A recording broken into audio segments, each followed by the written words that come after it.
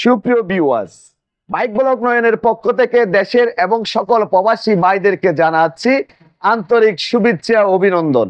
আবারও চলে আসছি আপনাদের মাঝে খুব গুরুত্বপূর্ণ একটি ভিডিও নিয়ে। আজকের ভিডিওতে থাকবে পালসার N160 FI ABS। এই বাইকের মধ্যে গুরুত্বপূর্ণ কিছু সেন্সর লাগানো আছে এবং এই বাইকটাকে সম্পূর্ণ কন্ট্রোল করতেছে কে, এই বিষয় নিয়ে আজকে আপনাদের সামনে হাজির হয়ে গেলাম। তো চলুন দেখে আসি আজকের ভিডিও। তো আপনারা দেখতে পাচ্ছেন পালসার N160 FI ABS।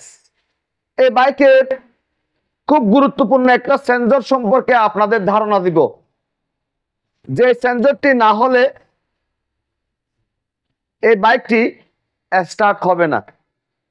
এই বাইকের একদম ছোট একটি সেন্সরটি হচ্ছে সিঙ্গেল স্ট্যান্ড সেন্সর। এই যে আপনারা দেখতে পাচ্ছেন সিঙ্গেল স্ট্যান্ড সেন্সর। আপনারা দেখতে পাচ্ছেন সিঙ্গেল স্ট্যান্ডের সাথে এখানে একটা ম্যাগনেট লাগানো আছে, আবার এই জায়গার মধ্যে একটি সেন্সর লাগানো আছে। এই স্ট্যান্ডটি যখন এইভাবে উঠে তখন কি হয়, ম্যাগনেটটি উপরের দিকে উঠে যায়, সেন্সরের একদম কাছাকাছি চলে যায়, তখন বাইকটি স্টার্ট হয়। আর এই সিঙ্গেল স্ট্যান্ড নামানো থাকলে বাইকটি আর স্টার্ট হয় না, কারণ ম্যাগনেটের স্পর্শ সেন্সরে পাচ্ছে না। এই সেন্সরের নাম হচ্ছে সিঙ্গেল স্ট্যান্ড সেন্সর। এই ম্যাগনেটটি যদি হারিয়ে যায় সেক্ষেত্রে আপনার বাইকটি স্টার্ট করতে পারবেন না। অবশ্যই ম্যাগনেটটি চেক করবেন, যদি লুজ পান সেক্ষেত্রে সাথে সাথে টাইট করে নেবেন। এই যে আপনারা দেখতে পাচ্ছেন পিছনের চাকার সাথে একটি সেন্সর লাগানো আছে এবং সামনের চাকার সাথে একটি সেন্সর লাগানো আছে। এই সেন্সরের নাম হচ্ছে ABS কেবল সেন্সর। এই সেন্সর যদি নষ্ট হয়ে যায় সেক্ষেত্রে আপনার বাইকের মধ্যে ABS কাজ করবে না এবং মিটার বোর্ডের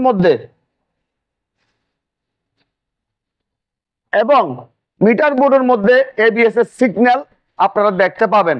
অবশ্যই দুটি চাকার ABS সেন্সরের কেবল ঠিক থাকতে হবে।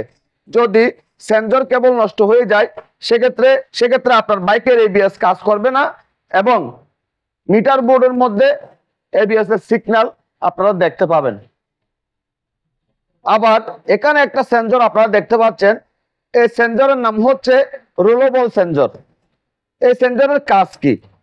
এই সেন্সরটি দেওয়ার কারণ হচ্ছে, ধরেন আপনি বাইক নিয়ে 60 ডিগ্রি কাত হয়ে গেছেন, সেক্ষেত্রে দেখা যাবে আপনার বাইকটি বন্ধ হয়ে গেছে। যখন 60 ডিগ্রির উপরে থাকবে তখন আপনার বাইকটি বন্ধ হবে না, আর যখন 60 ডিগ্রির নিচে চলে আসবে আপনার বাইকটি বন্ধ হয়ে যাবে।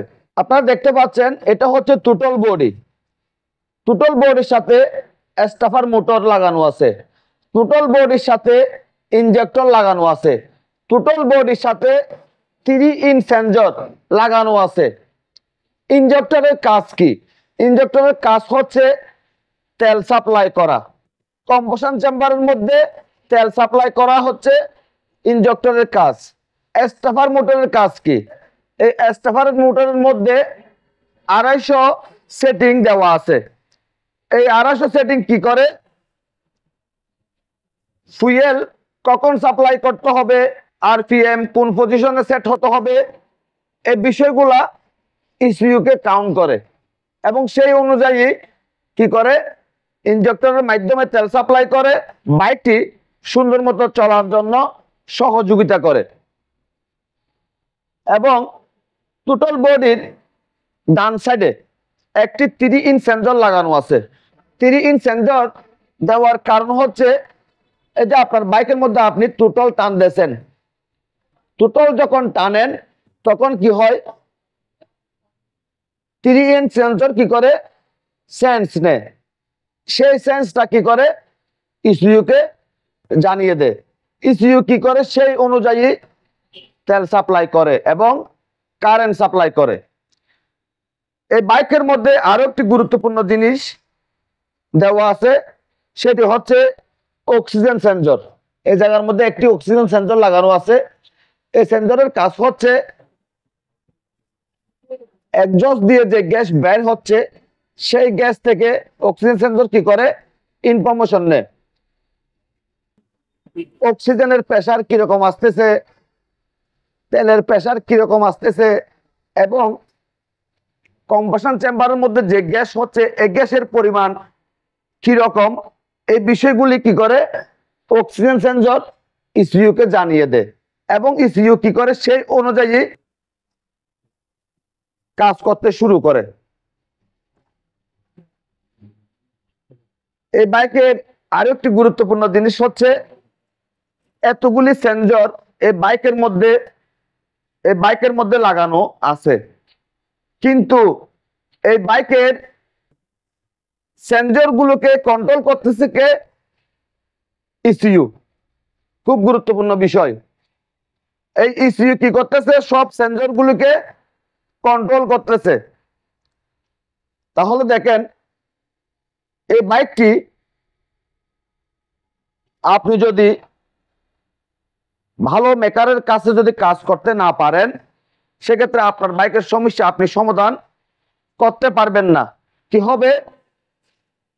আপনার বাইকের সমস্যা সমাধান করতে গিয়ে আরো দুই একটা সমস্যা আপনার বাইকের মধ্যে সৃষ্টি করে দিবে।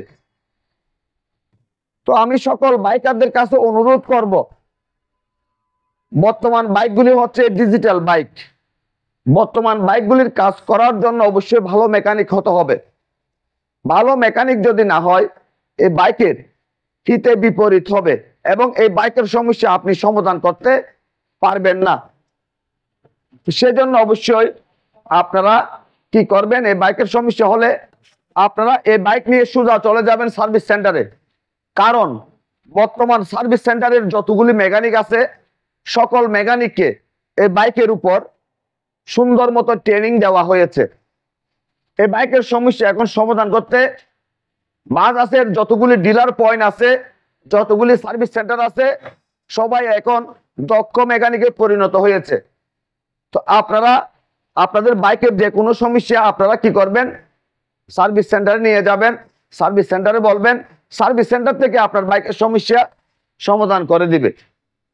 আপনাদের যদি আমার আজকের ভিডিও যদি ভালো লেগে থাকে লাইক করবেন, কমেন্ট করবেন এবং বেশি বেশি করে শেয়ার করবেন। আর আমাদের ছোট্ট পরিবারটি সামনের দিকে এগিয়ে যাওয়ার জন্য সুযোগ করে দিবেন। সবাইকে অনেক অনেক ধন্যবাদ জানিয়ে আজকের মতো বিদায় নিলাম।